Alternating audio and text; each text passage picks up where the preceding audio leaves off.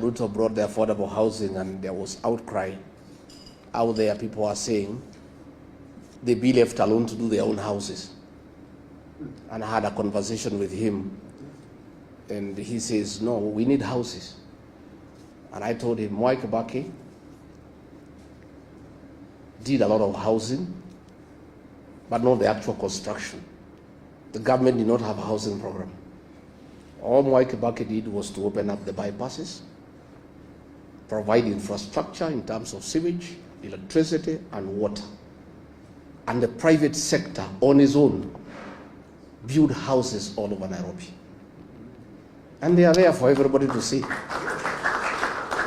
There is no need for government to compete with the private sector to put up houses. The work of government is not to do houses, it's to provide services. And of course, he said, I'm not Mwai Kibaki, I will do things differently.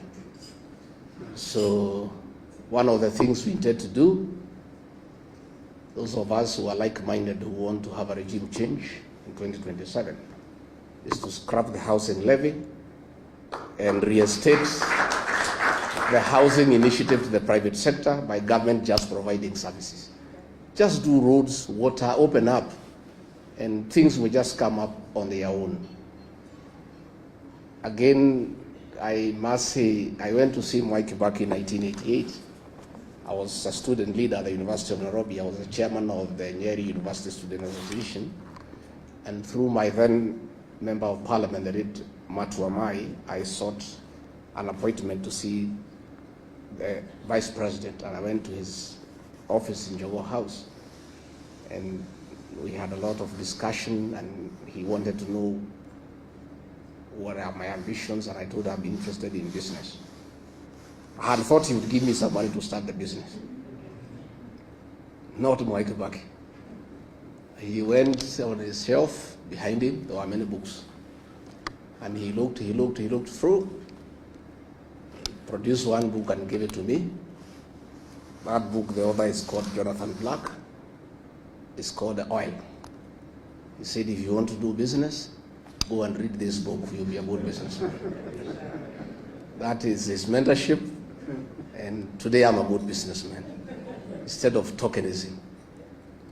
Judy, please work quickly to finish the mausoleum in Othaya, because much as we are having this ceremony here, the villagers back home would like to celebrate Mzee, and they would like to come and remember him. And since we cannot bring them here to Nairobi to listen to Professor Kagwanja and foreign policy, they would just like to come to Othaya just to remember the old man for what he did for the people of Othaya, for what he did for the people of this country. Professor Kagwanja, thank you. On the foreign policy, you have told us Mwai Kibaki, his foreign policy was based on the best interest for this country. The other day I talked about our foreign policy in Sudan that is driven by commercial interest. And I saw one of the Ruto flower girls yesterday trying to lecture me that I shouldn't talk about it because I saw to some constitution. The constitution that I and Muturi saw to is to do the right thing and to keep the law. It's not to enable other countries to buy arms to kill children. And Eugene Wamalwa, you know, we are looking at what is happening about Butere girls. We are unable to understand what is this viciousness against children by the present government. Even the colonial government that was very brutal, it never went for the children. Muzungu, they were very brutal, but they spared the children. So we have seen a situation where an administration has panicked because this one term is becoming real. So they have gone berserk.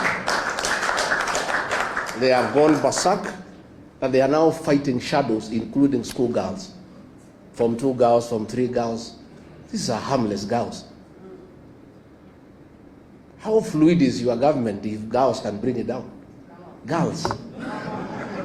Surely.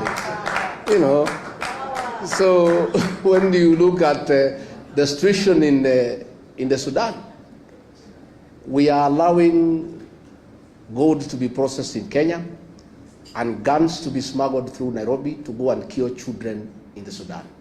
So we are asking What is this bile against young children?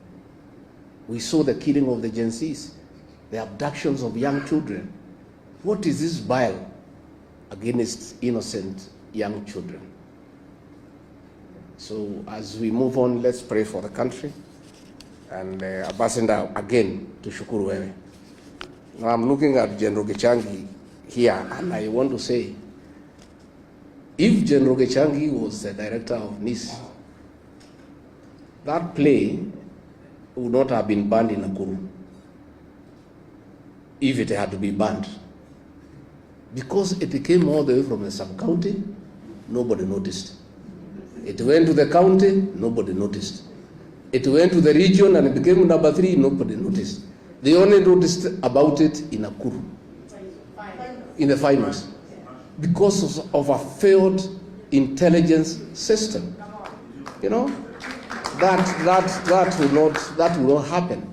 So if a decision needed to be made that is a bad play and people should not see it, ingesimamishiwa huko mbali, because the houses on the ground every day. Lakini watu wote wamelala, kila mtu anatafuta pesa. Hii serikali ni ya biashara. Watu ya intelligence wanatafuta biashara, watu ya polisi wanatafuta biashara, rais mwenyewe anatafuta biashara. Sasa, you know, these are things that would make Mwai Kibaki turn in his grave. You know, tuko na shida kubwa, lakini Mungu anatusaidia. So Jacob Haji, we are forming a political party in May. Tutatangaza. We look for a way to work with the Democratic Party. We would like to be associated with Mwai Kibaki and what he achieved. Wacha ni introduce huyu Ketu Waruguru, simama, pigia makofi. Huyu mrembo ya Laikipia. And we have our daughter. She's called Gatha in Kikuyu land. The Honorable Gathoni wa Muchomba. Tuko na Masi Kakuya, alikuwa mjumbe hapo Kasarani. She has been associated with this party for a long time. Of course, tuko na Norman Nyaga na wengine, na tumeshukuru sana, and the organizers of this function, we are honored. Tuko na Jane Kihara, the great lady of Naivasha. Alichaguliwa as an MP kwa hii chama ya Democratic Party. She's a third member, ako kwa tamu ya 3. Na nikali anaangushaga wanaume 7 kila uchaguzi. Wote wanaweka chini. These strong women, they are strong people. So tumeshukuru sana, and thank you very much, and asanteni sana Ambassador Mutaura and your team that supported Mwai Kibaki. We honor you because you made him great by serving him well and helping him to steer this country, even as he advanced in age. You know, his things were going very, very well. But again, it is him who gave you the opportunity and allowed you to work. Asanteni sana. Thank you very much. Haya, mupige makofi. The people deputy president. Sio ndio hiyo? Yeye sio mtu kuandikwa, alichaguliwa na wananchi. Simpige makofi basi tusikie. Haya, asante sana. Now hata mimi mnipigie sasa makofi sababu nimemaliza shughuli yangu. Now hand over to